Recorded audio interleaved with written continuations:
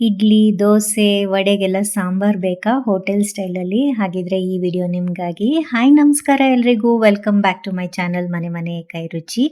ನಾನಿವತ್ತು ಬ್ರೇಕ್ಫಾಸ್ಟ್ ಸಾಂಬಾರು ಮತ್ತು ಅದಕ್ಕೆ ಬೇಕಾಗಿರೋಂಥ ಸಾಂಬಾರ್ ಪುಡಿನ ಮಾಡೋದು ತೋರಿಸ್ತಾ ಇದ್ದೀನಿ. ಈ ಪುಡಿನ ಮಾಡಿಟ್ಕೊಂಡ್ಬಿಟ್ರೆ ಒಂದು 6 ತಿಂಗಳು ಫ್ರೆಶ್ ಆಗಿರುತ್ತೆ. ಯಾವಾಗ ಬೇಕಾದರೂ ಸಾಂಬಾರ್ ಮಾಡ್ಕೋಬೋದು. ಬನ್ನಿ ನೋಡೋಣ ಹೇಗೆ ಮಾಡೋದು ಅಂತ. ಮೊದಲು 50 ಗ್ರಾಮು ಬೇಡ್ಗೆ ಮೆಣಸಿನ್ಕಾಯಿ, 100 ಗ್ರಾಮು ಗುಂಡು ಮೆಣಸಿನ್ಕಾಯಿ, 50 ಗ್ರಾಮು ಗುಂಟೂರು ಮೆಣಸಿನ್ಕಾಯಿ ಇದಿಷ್ಟನ್ನು ಹದವಾಗಿ ಹುರ್ಕೋಬೇಕು. ಚೆನ್ನಾಗೆ ಗರಿ ಗರಿ ಆಗೋ ರೀತಿ ಹುರ್ಕೋಬೇಕಾಗತ್ತೆ. ಈಗ ನೆಕ್ಸ್ಟು 200 ಗ್ರಾಮ್ ಅಷ್ಟು ಧನಿಯಾನ ತಗೊಂಡಿದ್ದೀನಿ. ಇದನ್ನು ಅಷ್ಟೇ ಚೆನ್ನಾಗೆ ಪರಿಮಳ ಬರಬೇಕು. ಯಾವುದೇ ಕಾರಣಕ್ಕೂ ಸೀಸ್ಕೊಳ್ಳೋಕೆಲ್ಲ ಹೋಗಬಾರ್ದು. ನೆಕ್ಸ್ಟು 100 ಗ್ರಾಮ್ ಜೀರಿಗೆ, 100 ಗ್ರಾಮ್ ಮೆಣಸು, 100 ಗ್ರಾಮ್ ಮೆಂತ್ಯ ಇದನ್ನು ಅಷ್ಟೇ ಚೆನ್ನಾಗೆ ಹದವಾಗಿ ಹುರಿದು ನೋಡಿ ಈ ರೀತಿ ಪೌಡರ್ ಮಾಡಿ ಇಟ್ಕೊಂಡಿದ್ದೀನಿ. ನೋಡಿ ತೀರಾ ನೈಸ್ ಪೌಡರ್ ಆಗೋದಿಲ್ಲ. ಮನೆಯಲ್ಲೇ ನಾವು ಮಿಕ್ಸಿಯಲ್ಲಿ ಪುಡಿ ಮಾಡಿರೋದ್ರಿಂದ ಇದು ಈ ರೀತಿ ಇದ್ರೇ ಚೆನ್ನಾಗಿರುತ್ತೆ. ತುಂಬ ನೈಸ್ ಪೌಡರ್ ಆಗೋದೇನು ಬೇಡ, ಜರಡಿ ಎಲ್ಲ ಹಿಡಿಯೋದು ಸಹ ಏನೂ ಬೇಡ. ಈಗ ಸಾಂಬಾರ್ಗೆ 1 ಕಪ್ಪಷ್ಟು ಹೆಸರು ಬೇಳೆ, 1 ಕಪ್ಪಷ್ಟು ತೊಗರಿ ಬೇಳೆನ ಹಾಕ್ಕೊಂಡು ಚೆನ್ನಾಗಿ 3ರಿಂದ 4 ಸಲ ನಾನು ವಾಶ್ ಮಾಡ್ಕೊತಾ ಇದ್ದೀನಿ. ನೀವು ಬೇಕಿದ್ರೆ ಸ್ವಲ್ಪ ನೆನೆಸಿ ಸಹ ಹಾಕೊಂಡ್ರೆ ಇನ್ನೂ ಸಾಫ್ಟಾಗಿ ಚೆನ್ನಾಗಿ ಬರುತ್ತೆ.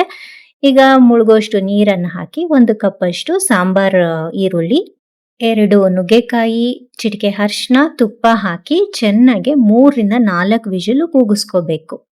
ಅಷ್ಟರಲ್ಲಿ ಇನ್ನೊಂದು ಪಾತ್ರೆಗೆ 2 ಸ್ಪೂನ್ ಎಣ್ಣೆ ಹಾಕಿ ಒಂದು 4 ನಾಟಿ ಟೊಮೆಟೊನ ನಾನು ಕಟ್ ಮಾಡಿ ಸೇರಿಸ್ಕೊಂಡು ಹುರಿತಾ ಇದ್ದೀನಿ. ಆದಷ್ಟು ನಾಟಿ ಟೊಮೆಟೊ ತಗೊಳ್ಳಿ, ಫಾರ್ಮ್ ಟೊಮೆಟೊ ಬೇಡ. ಸ್ವಲ್ಪ ಉಪ್ಪು ಹಾಕ್ಕೊಂಡು ಇದು ಚೆನ್ನಾಗೆ ಮ್ಯಾಶ್ ಆಗೋ ರೀತಿ ಹುರ್ಕೋಬೇಕಾಗತ್ತೆ. ಟೊಮೆಟೊ ಎಲ್ಲ ಚೆನ್ನಾಗಿ ಕರಗಿ ಸ್ವಲ್ಪ ಗೊಜ್ಜು ಥರ ಆಗಬೇಕು. ನೋಡಿ ಈ ರೀತಿ ಗೊಜ್ಜು ಥರ ಆಗೋ ತನಕ ಬೇಯಿಸ್ಕೋಬೇಕು. ಈಗ ಇದೇ ಗೊಜ್ಜಿಗೆ ಒಂದು ನಿಂಬೆ ಹಣ್ಣಿನ ಗಾತ್ರದ ಹುಣಸೆ ಹಣ್ಣನ್ನ ನೀರಿನಲ್ಲಿ ಕಿವುಚಿ ಹಾಕ್ತಾ ಇದ್ದೀನಿ.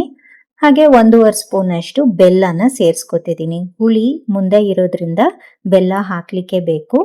ಅದು ಕುದೀತಾ ಇರಲಿ ಟೊಮೆಟೊ ಗೊಜ್ಜು ಹುಣಸೆ ಹಣ್ಣಿನ ಜೊತೆಗೆ. ಈಗ ಅಷ್ಟರಲ್ಲಿ ನೋಡಿ ನಾವು ಬೇಯಿಸ್ಕೊಂಡಿದ್ದಂಥ ಬೇಳೆ ಎಲ್ಲ ಬೆಂದಿದೆ. ಇದನ್ನೆಲ್ಲ ಚೆನ್ನಾಗಿ ಸೌಟಲ್ಲಿ ಒಂದ್ಸಲ ತಿರುಗಿಕೊಂಡು ಆ ಟೊಮೆಟೊ ಗೊಜ್ಜಿಗೆ ಈ ಬೇಳೆ ಬೇಯಿಸಿರೋದನ್ನ ಸೇರಿಸ್ಕೋಬೇಕು. ಅದಕ್ಕೆ ಎಷ್ಟು ಬೇಕೋ ಅಷ್ಟು ನೀರನ್ನು ಹಾಕಿ ಕುದಿಲಿಕ್ಕೆ ಬಿಡಬೇಕಾಗತ್ತೆ. ನೀವು ಉಪ್ಪನ್ನು ಈ ಸ್ಟೇಜಲ್ಲಿ ನೋಡಿಕೊಂಡು ಅಡ್ಜಸ್ಟ್ ಮಾಡಿ ಹಾಕ್ಕೊಳ್ಳಿ. ಮುಚ್ಚಳ ಮುಚ್ಚಿ ಕುದಿಯೋಕ್ಕೆ ಬಿಟ್ಬಿಡೋಣ. ಅಷ್ಟರಲ್ಲಿ ಒಂದು ಒಗ್ಗರಣೆ ರೆಡಿ ಮಾಡ್ಕೊಳ್ಳೋಣ. 1 ಸ್ಪೂನ್ ತುಪ್ಪ, 1 ಸ್ಪೂನ್ ಎಣ್ಣೆ, ಸಾಸಿವೆ, ಕರಿಬೇವು ಮತ್ತು ಸಾಂಬಾರು ಈರುಳ್ಳಿನೇ ಕಟ್ ಮಾಡಿ ಹಾಕಿದ್ದೀನಿ. 1/4 ಚಮಚ ಹಿಂಗನ್ನು ಸೇರಿಸಿ ಒಗ್ಗರಣೆ ರೆಡಿ ಮಾಡ್ಕೊಂಡಿದ್ದೀನಿ. ಈಗ ಸ್ಟವ್ ಆಫ್ ಮಾಡಿ ಸ್ಟವ್ವಿಂದ ಈ ಒಗ್ಗರಣೆನ ಕೆಳಗಡೆ ಇಳಿಸಿ ನಾವು ಪುಡಿ ಮಾಡಿಟ್ಕೊಂಡಿರೋಂಥ ಸಾಂಬಾರ್ ಪುಡಿನ ಒಂದು 4 ಸ್ಪೂನು ಈ ಒಗ್ಗರಣೆಗೆ ಹಾಕಿದ್ದೀನಿ. ಚೆನ್ನಾಗೆಲ್ಲ ಮಿಕ್ಸ್ ಮಾಡಿ ಕುದೀತಾ ಇರೋಂಥ ಸಾಂಬಾರ್ಗೆ ಈ ಒಗ್ಗರಣೆನ ಹಾಕಬೇಕು. ಚೆನ್ನಾಗೆಲ್ಲ ಮಿಕ್ಸ್ ಮಾಡ್ಕೊಳ್ಳೋಣ.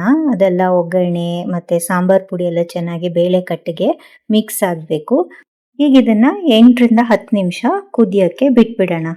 ಇದೆಲ್ಲ ಚೆನ್ನಾಗಿ ಕುದ್ದ ನಂತರ ಚೆನ್ನಾಗಿ ಒಂದು ಹಿಡಿಯಷ್ಟು ಹೆಚ್ಚಾಗಿ ಕೊತ್ತಂಬರಿ ಸೊಪ್ಪನ್ನು ಹಾಕಿ ತಿರುಗೋದು ಬೇಡ. ಸ್ಟವ್ ಆಫ್ ಮಾಡಿ ಮುಚ್ಚಳ ಮುಚ್ಚಿ ಬಿಟ್ಬಿಡೋಣ.